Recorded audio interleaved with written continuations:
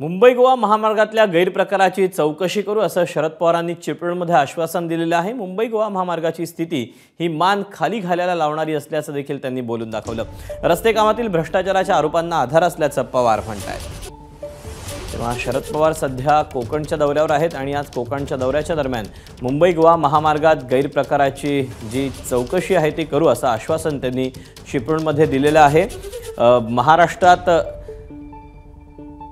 सगळ्यात जास्त जे खराब रस्ते असतील तर ते या परिसरामध्ये असल्याचं पवारांनी म्हटलं आहे।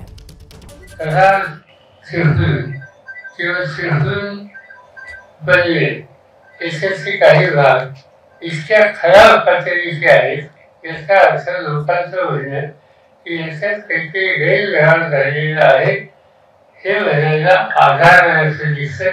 याची चौकशी झाली पाहिजे।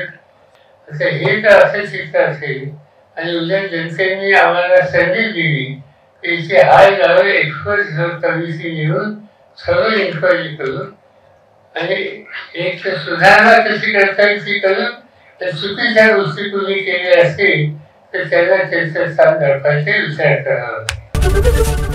एबीपी माझा, उघडा डोळे बघा नीट।